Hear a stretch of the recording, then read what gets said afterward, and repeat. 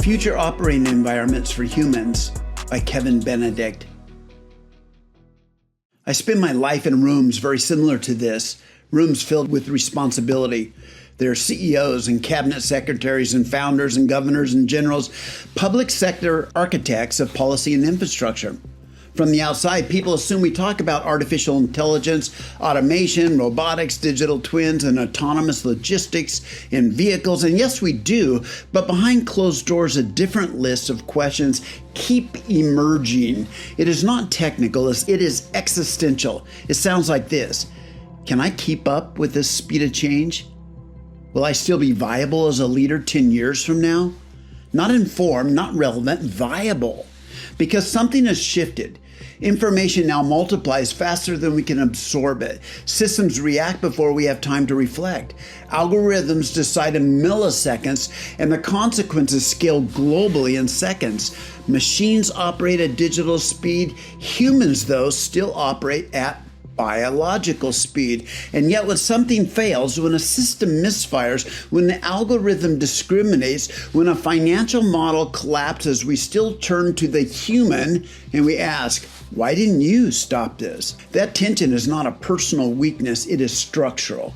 We are living inside accelerating systems that were not designed for human limits, and the future of leadership is not a race against the machine.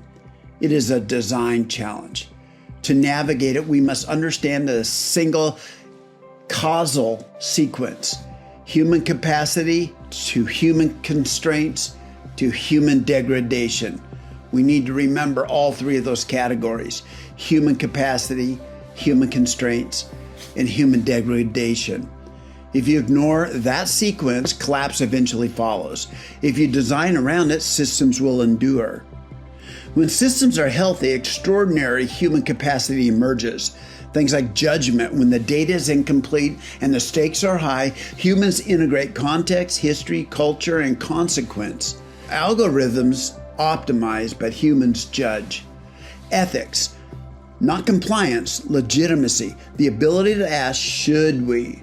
In a world increasingly capable of we can. Empathy, understanding how decisions land on real people, citizens, employees, customers, and communities. Creativity, adaptation under constraint. When the unexpected happens, creativity keeps institutions alive. Narrative, shared meaning. Organizations do not move on dashboards alone, they move on a story. Relational trust. Trust reduces friction. Reduced friction conserves energy. Conserved energy increases resilience. And beneath all of it lies a finite resource, transformational energy units, TEU. TEUs are energy, the psychological and organizational fuel required to absorb change. Every crisis consumes TEUs. Every restructuring burns TEUs. Every digital transformation drains TEUs. When TEUs deplete, human capacity does not gently decline. It fractures. Judgment narrows. Ethics rationalize. Empathy contracts. Creativity stalls. Trust erodes. What looks like incompetence is often exhaustion. The defining leadership challenge of the next decade is not technological capability, it is preserving human capacity under accelerating pressure. Human capacity does not operate in a vacuum. It depends on human constraints. These are not weaknesses, they are operating laws. Human constraints are operating laws. Ignore them, and human capacity collapses.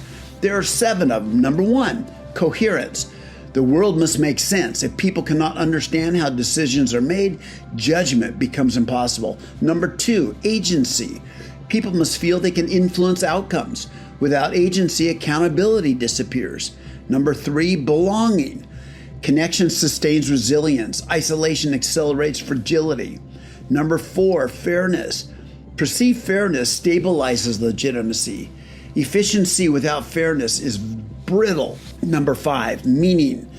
Effort must connect to purpose. Throughput without purpose just drains motivation. Finite transformational energy units, finite TEUs. Humans cannot absorb infinite change. Transformation must be rationed, paced. Number 7, identity continuity. You cannot force someone to become someone new faster than they can psychologically integrate that change. These are architectural laws. When respected, human capacity compounds. When violated, human degradation begins, often invisibly. Human degradation is not random, it is sequential. First, the environment shifts, AI expands, markets accelerate, public scrutiny intensifies. Second, leaders fall into that human assumption mismatch. They assume humans will just work harder, absorb more, adapt faster, stay longer. Third, human capacity begins to fray. Coherence breaks, agency shrinks, belonging weakens, fairness feels distorted, meaning erodes, and the TEUs start burning up. Fourth, legitimacy decays. And when legitimacy decays in a company, a ministry, a financial institution, a regulatory body, collapse risk spikes. Look at major institutional failures. They rarely begin with evil intent. They begin with unsustainable pressure. Dashboards replace dialogue. Quotas exceed adaptive energy. Algorithms outpace comprehension. Leaders demand more effort. But effort cannot repair violated architecture. Only redesign can. Let me bring this to life. A regional healthcare system decided to implement an AI-driven patient triage platform. The promise was extraordinary. Predictive diagnosis, automated prioritization, reduced wait time. The board approved it, the vendors delivered, the dashboards looked spectacular, and with months, subtle changes emerged. Nurses began bypassing recommendations. Doctors quietly questioned outputs but stopped voicing concerns. IT teams felt blame for every anomaly. Human capacity was eroding. Coherence was low. Clinicians didn't understand how the model prioritized patients. Agency was shrinking. Decisions felt automated, beyond influence. Belonging weakened. Experienced professionals felt displaced by these machines, and TEUs were draining under constant scrutiny and pace. Now, the system was technically advanced, but human degradation had begun. Instead of pushing forward harder, leadership paused. They reframed the initiative around a simple principle. Technology would not replace human capacity. It would augment it. And this restored coherence by demanding explainable AI. They restored agency by implementing a human-in-the-loop override system. They restored belonging by pairing senior clinicians with data scientists. They respected TEUs by phasing rollouts. They preserved identity continuity by redefining roles, not eliminating them. The result? Wait times did drop. Diagnostic accuracy did improve. Staff retention did increase. Public trust stabilized. The technology did not change, the architecture did. Human capacity was preserved, human constraints were respected, and human degradation was prevented. This is the very essence of polyintelligent leadership. Polyintelligence is an operating architecture.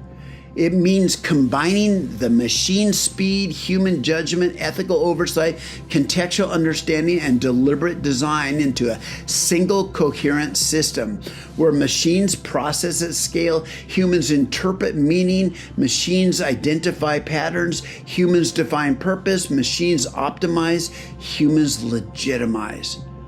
Polyintelligence works only when human constraints are designed into the system from the beginning. Without coherence, AI becomes opaque power. Without agency, automation becomes disempowerment. Without fairness, efficiency breeds backlash. Without meaning, speed becomes emptiness. With proper architecture, human capacity compounds rather than collapses.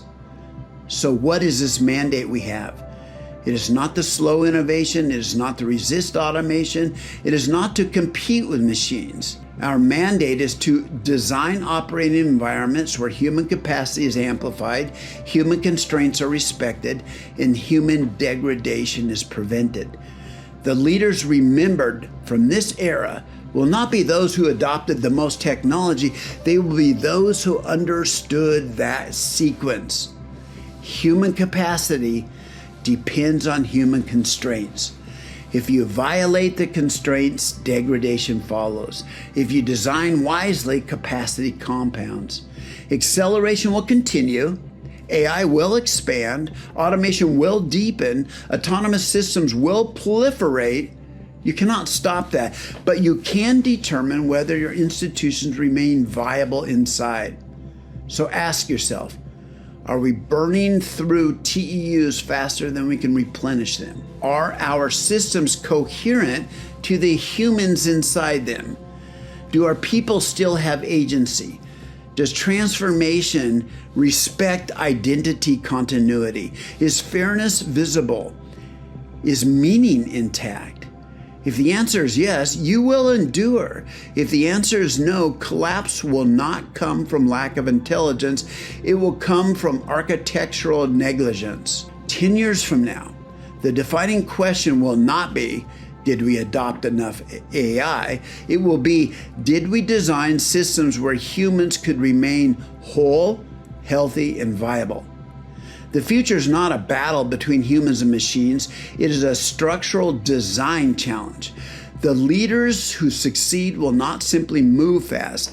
They will build environments where speed does not destroy judgment, where automation does not erase agency, where innovation does not exhaust identity, where human capacity thrives because human constraints were honored. That is polyintelligent leadership. And human viability is not sentimental, it is strategic, it is structural, it is a design decision. Thank you.